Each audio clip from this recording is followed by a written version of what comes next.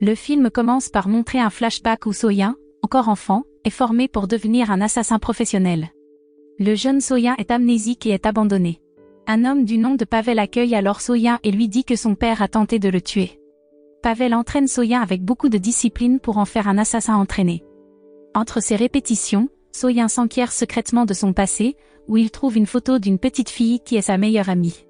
Pavel, sachant cela, a arraché la photo et l'a déchirée, car il craint qu'il ne découvre que So-Yeon est toujours en vie. Pour faire court, So-Yeon est maintenant un adulte et est devenu un assassin professionnel. Pavel rend ensuite l'ancienne photo de So-Yeon et révèle qu'en fait son père lui avait ordonné de le tuer.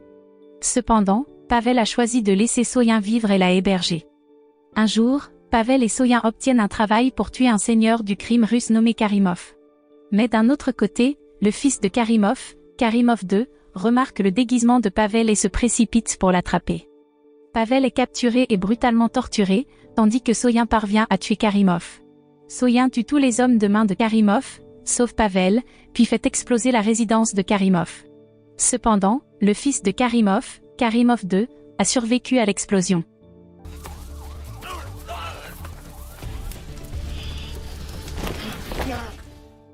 Lorsqu'ils atteignent leur cachette, So-Yeon essaie de soigner les blessures de Pavel. Mais il l'a arrêté. Pavel s'excuse ensuite auprès de So-Yeon pour l'avoir transformé en meurtrier. À la fin de sa vie, Pavel espère que So-Yeon pourra continuer sa vie en tant que personne ordinaire et ressentir l'amour des autres comme il l'avait souhaité. Même s'il n'est pas lié par le sang à Pavel, So-Yeon est très triste et dévasté par sa mort car pour lui, Pavel est la seule famille qu'il ait. Après les funérailles de Pavel, So-Yeon obtient des informations du courtier de Philippe, qui l'informe que Karimov II est toujours en vie. Il vise maintenant So-Yeon pour venger la mort de son père. Mais So-Yeon a réussi à s'échapper de Karimov II et de ses hommes de main. Philippe raconte alors qu'il y a un client qui peut aider So-Yeon à retrouver sa famille grâce à une vieille photo qu'il a. Mais le client lui demande de tuer plusieurs personnes en échange d'informations sur son passé. So-Yeon semble y réfléchir un instant. Mais ensuite, il s'engage à découvrir le passé et à retrouver sa famille. 2 ans plus tard, un homme est aperçu en train de chasser le cerf dans la forêt. Cependant, à l'insu de l'homme, So-Yeon est à sa place, à sa recherche. Après avoir réussi à renverser l'homme et déguisé comme s'il était tombé d'une falaise abrupte, So-Yeon injecte alors le liquide dans le cou de l'homme et le laisse mourir. On sait que l'homme est un chef d'entreprise impliqué dans des activités illégales telles que le trafic de drogue. Une femme détective de la police nommée Yeon-jin est alors chargée d'enquêter sur le cas de la mort de l'homme. En enquêtant sur les lieux du crime, Yeon-jin trouve plusieurs irrégularités et conclut que la mort de l'homme n'était pas due à un accident mais a été tué par quelqu'un.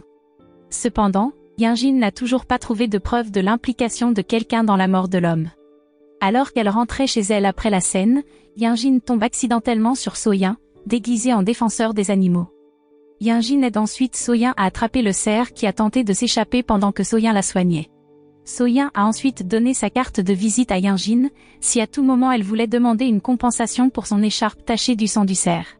So-Yeon se déguise en vétérinaire et amoureux des animaux passionnés pour cacher son identité de tueur à gages.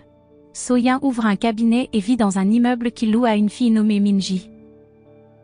D'autre part, Yeon-jin dîne avec son partenaire tout en discutant du cas de la mort du chasseur de cerfs, où elle soupçonne que la mort fait partie d'un meurtre en série. Où auparavant elle a trouvé plusieurs cas similaires où les victimes étaient tuées par des liquides utilisés pour l'euthanasie. Yeon-jin soupçonne également que l'auteur du meurtre du chasseur de cerfs pourrait être la même personne impliquée dans une affaire de meurtre il y a 9 ans. Dans laquelle le seul témoin oculaire dans l'affaire de meurtre est une petite fille nommée Kan Sol-jae, qui nul autre que Min-ji. Cette nuit-là, So-Yeon obtient un travail pour tuer une autre cible, qui s'avère être Yeon-jin. D'un autre côté, Yeon-jin heurte accidentellement un chat en conduisant. Elle se souvient alors de So-Yeon qui est vétérinaire. Yeon-jin s'est précipité à l'adresse indiquée sur la carte de visite donnée par So-Yeon pour sauver le chat. So-Yeon est très surprise quand elle voit Yeon-jin venir chez lui demander de l'aide. En tant que vétérinaire professionnel, il se précipite pour soigner le chat blessé et le sauver. So-Yeon n'a pas demandé de paiement pour ses services en retour parce que Yeon-jin l'avait aidé. Yeon-jin rencontre alors Min-ji et décide de louer l'un des appartements là-bas, où elle et So-Yeon seront désormais voisins. Mais Min-ji n'aime pas la présence de Yeon-jin et pense qu'elle et So-Yeon ont une relation amoureuse. Un jour, alors qu'elle rentrait seule à la maison, Min-ji est confrontée à un groupe d'hommes de son oncle qui ont l'intention de la ramener chez elle pour continuer l'entreprise familiale. So-yeon et Young-jin qui ont vu l'incident ont tenté de sauver Min-ji.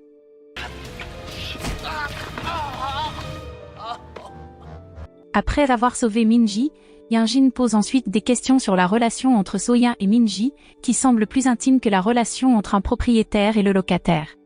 Young-jin a déterré des informations sur Min-ji dont la véritable identité est Kan Sol-jae. Lorsqu'elle était enfant, Sol-jae a été maltraitée par ses proches qui étaient jaloux de sa richesse, qu'elle a héritée de ses défunts parents. Young-jin pense que So-yeon veut la protéger. D'un autre côté, Min-ji s'avère écouter leur conversation et est furieuse contre Young-jin pour avoir tenté de déterrer son sombre passé, qu'elle veut enterrer profondément. So-yeon rappelle alors à Young-jin de ne pas essayer de fouiller dans le passé des autres car chacun a ses propres secrets et traumatismes. Peu de temps après, la police enquête sur les activités illégales de gangsters dans un immeuble. En coupant les communications dans tout le bâtiment, Young-jin s'y faufile en se faisant passer pour un technicien. De manière inattendue, les gangsters se sont avérés faire partie d'un syndicat criminel dirigé par Karimov II, venu en Corée du Sud pour traquer So-yeon. Karimov II et ses hommes de main ont l'intention de tuer Young-jin parce qu'elle a appris leur activité illégale, à savoir l'enlèvement et la drogue des femmes. D'autre part, So-yeon s'avère déjà savoir où se trouve Karimov II et a l'intention de le tuer. So-yeon a réussi à sauver Young-jin qui a failli être tué par les hommes de Karimov II.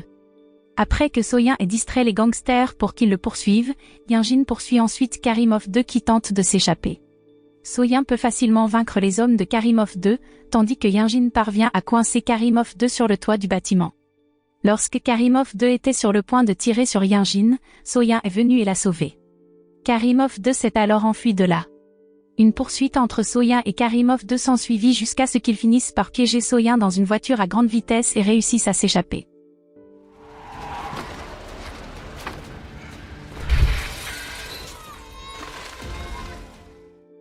Après cet incident, Young-jin est devenue très curieuse de la figure d'un homme qui l'avait sauvée lorsqu'elle a affronté Karimov II. Lorsque So-yeon soigne la blessure de Young-jin, il voit la silhouette de Karimov II qui connaît apparemment déjà son déguisement.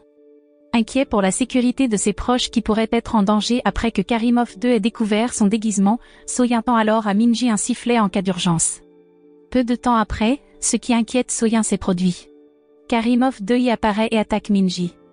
Heureusement, So-yeon est immédiatement venu à son secours après avoir entendu le sifflement de Min-ji. So-yeon et Karimov II s'engagent dans une bagarre, où So-yeon glisse alors un dispositif de repérage dans la veste de Karimov II. L'attaque de Karimov II laisse Min-ji sous le choc alors qu'elle se souvient de son passé.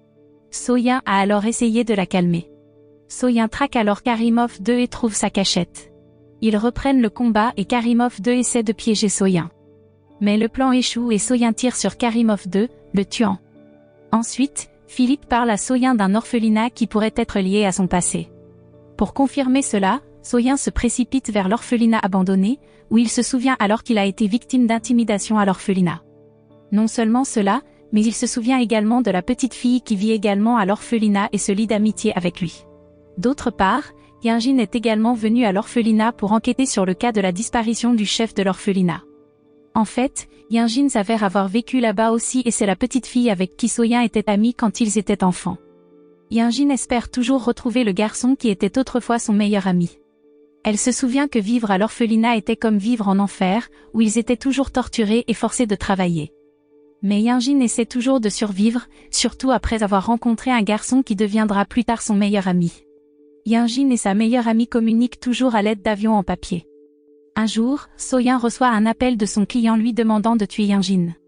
Parce qu'il refuse, le client menace de tuer ses proches. Effectivement, le client essaie alors de tomber sur Young-jin qui est sur le point de traverser la rue. Cependant, So-yeon qui était au courant s'est alors précipité pour sauver Young-jin. Sachant que la sécurité de ses proches commence à être menacée, So-yeon est contraint de poursuivre son travail. Cette fois, il est chargé de tuer un homme nommé Seo Won-suk qui s'avère être le chef d'un orphelinat qui est porté disparu et a changé d'identité. D'autre part, Young-jin qui a réussi à obtenir des informations sur Won-suk interrogeait également Won-suk. Young-jin a été témoin de la façon dont Won-suk a été tué en public par un tireur d'élite. Elle cherche où se trouve le tireur d'élite et trouve un homme mystérieux à l'air suspect, qui n'est autre que So-yeon. Young-jin s'est précipité après lui et l'a acculé. Cependant, So-yeon parvient à changer les choses et à menotter Young-jin avant qu'elle ne brise son déguisement.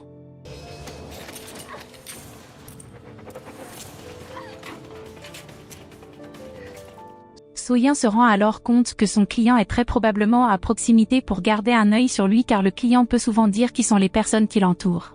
Soyin commence alors à prêter attention aux personnes qui viennent souvent à sa clinique vétérinaire et aux voisins.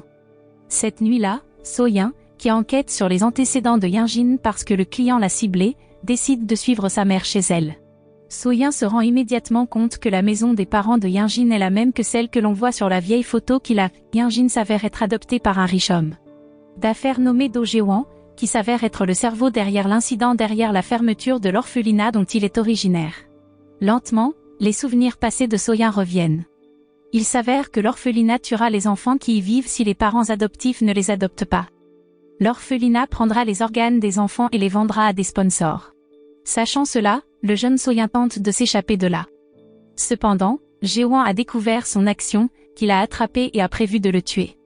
Jae-won envoie alors Pavel tuer Soyin. Mais Pavel a pitié de lui et choisit d'accueillir Soyin. Ainsi, Soyin découvre enfin que Jae-won est en fait son père et que la fille sur la photo est sa sœur. Soyin se rend compte que sa sœur est décédée depuis longtemps, alors sa mère décide d'adopter Yinjin et de l'élever. Jae-won voulait tuer Soyin parce qu'il est né par insémination artificielle. D'autre part, Jae-won qui sait que Soyin est toujours en vie, organise alors un plan pour le piéger. Jae-won prévoit d'utiliser son assistante, une femme nommée Ji. Comme appât car il est prouvé que Ji a trahi en espionnant Jae-won et en fournissant des informations sur ses activités illégales à un homme nommé Kao Yinwo, un professeur qui travaillait autrefois à l'orphelinat. Le professeur Kao s'avère être un client qui a embauché Soyin en échange d'informations sur son passé. Sachant que Ji est en danger, le professeur Kao envoie Soyin là où Ji est retenu en otage. Mais apparemment, Yinjin est également venu après avoir obtenu des informations sur les squelettes d'enfants trouvés là-bas. En voyant la voiture de Soyin, Yinjin l'a appelé, ce à quoi Soyin a pensé qu'il cherchait des chiens abandonnés dans les environs.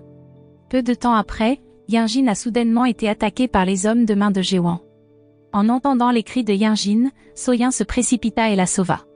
Lorsque quelqu'un essaie de poignarder Soyin par derrière, Yinjin le sauve immédiatement, même si elle doit être blessée en étant poignardée par un couteau. Soyin se précipite pour appeler la police et emmène Yinjin à l'hôpital. Sachant que la police sera bientôt là, Jae-won et ses hommes de main se précipitent pour s'échapper de l'endroit. Yinjin a réussi à survivre car elle n'a pas eu de blessure mortelle. En enquêtant sur la chambre de Yinjin, Soyin trouve le nom du professeur Kao et tente de découvrir l'homme, dont le professeur Kao est un spécialiste de l'insémination artificielle. Soyin reconnaît le visage du professeur Kao, qui s'avère être un homme vendant des plantes qui vivent à proximité. Le professeur Kao l'a espionné en utilisant un insecte caché dans un pot de fleurs. Soyin se rend ensuite chez le professeur Kao et le coince, où le professeur Kao dit à Soyin que Jae-won tenait délibérément Ji en otage pour les attirer tous les deux. Soyin a l'intention de tuer le professeur Kao, mais tout à coup Minji apparaît, alors il refuse de le faire. Minji révèle alors qu'elle a toujours su l'identité de Soyin en tant que tueur à gages. Il y a 9 ans, Pavel était celui qui avait tué son grand-père et Soyin a été chargé de le tuer. Cependant, Soyin décide de ne pas tuer Minji par compassion. Minji se rend alors compte que Soyin a en fait de la compassion, même s'il est un meurtrier. Par conséquent, elle n'a jamais révélé l'identité de Soyin à personne et veut toujours être près de lui car elle se sent en sécurité si Soyin est à ses côtés. Yinjin enquête secrètement sur la clinique vétérinaire de Soyin et trouve accidentellement une pièce secrète où il garde toutes les armes et l'équipement dont il a besoin pour soutenir sa profession de tueur à gages. Cependant, ce qui surprend Yinjin, c'est l'avion en papier qu'elle trouve dans le tiroir du bureau de Soyin, qui est la lettre qu'elle a envoyée à sa meilleure amie lorsqu'elle vivait encore à l'orphelinat. Yinjin découvre enfin que Soyin est sa meilleure amie qui lui manque tant. Soyin et Yinjin se rencontrent enfin et Soyin révèle que sa raison d'être toujours autour de l'orphelinat est de restaurer sa mémoire car il était autrefois amnésique. D'un autre côté, Minji est soudainement attaqué par les hommes de main de Jae-won qui tentent de localiser le professeur Kao.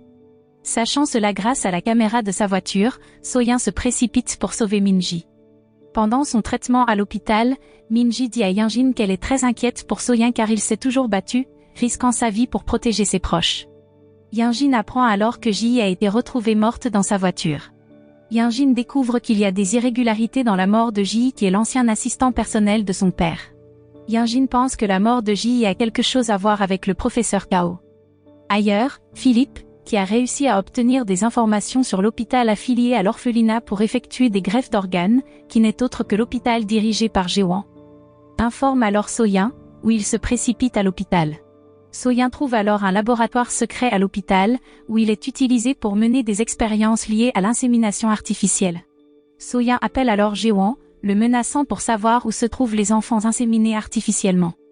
Après cela, il fait exploser le laboratoire, détruisant toutes les données de recherche sur les enfants ainsi que Jae-won et l'insémination artificielle illégale de son gang. Soyin parvient à retrouver les allées et venues des enfants en suivant l'un des hommes de main de Jae-won. Après avoir tué les hommes de Jae-won là-bas, Soyin a ensuite demandé à Young-jin d'emmener les enfants dans un endroit sûr. Soyin dit alors à Young-jin de prendre soin de Min-ji parce qu'il a l'intention de se venger de Jae-won et de l'empêcher, lui et sa bande, de faire en sorte qu'aucun autre enfant ne naisse juste pour être tué. Young-jin essaie d'empêcher le désir de vengeance de Soyin, mais Soyin a pris sa décision. Après cela, Young-jin, qui a réussi à trouver des preuves incriminantes, a ensuite arrêté Jae-won pour meurtre et trafic d'êtres humains. Soyin se rend alors chez le professeur Kao, qui lui dit qu'il est inutile d'arrêter Jae-won car il sera bientôt libéré. Le professeur Kao insiste sur le fait que Jae-won doit mourir s'il veut que tout se termine. Peu de temps après, la police est venue à la résidence du professeur Kao, où ils ont reçu l'ordre d'arrêter le professeur Kao. Soyin qui était là s'est alors précipité pour s'enfuir. Effectivement, il n'a pas fallu longtemps pour que Jae-won et sa bande soient blanchis de toutes les charges et s'éloignent du poste de police. Sachant qu'il pourrait ne pas être en mesure de revenir après s'être vengé de Jae-won, Soyin appelle alors Min-ji, lui demandant de se protéger et de ne pas dépendre des autres. Ensuite, Soyin fait irruption chez Jae-won après sa libération. Soyin peut facilement battre les hommes de main de Jae-won. Cependant, lorsque l'un des hommes de main de Jae-won tente de tuer Soyin, Philippe arrive juste à temps et se sacrifie pour protéger Soyin. Soyin affronte Jae-won, où Jae-won est immédiatement désespéré et demande grâce pour être maintenu en vie. Lorsque Soyin était sur le point de tuer Jae-won, Young-jin et la police se sont précipités et ont tenté de l'arrêter en pointant une arme sur lui. Cependant, Soyin est déterminé à tout mettre fin, à quel point il tire sur Jae-won, le tuant. Mais au même moment, la police a également ouvert le feu sur Soyin, le tuant. Young-jin, qui a vu la mort de Soyin d'une manière si tragique, ne pouvait que pleurer amèrement parce qu'elle a maintenant perdu la seule personne qui a le plus de valeur dans sa vie. Le film se termine en montrant Young-jin et Min-ji qui sont dans un parc, où ils essaient tous les deux de sortir d'un profond chagrin après la mort de Soyin. Quelqu'un qui les a toujours protégés et est prêt à tout pour leur sécurité. Young-jin sourit tristement alors qu'elle tient l'avion en papier qu'elle a donné à Soyin quand ils étaient petits. La morale que nous pouvons apprendre de ce film est de respecter chaque naissance et vie qui existe sur cette terre parce que Dieu a prédestiné leur naissance et qu'il n'est pas approprié pour nous de prendre la vie des autres, encore moins juste pour notre propre bien.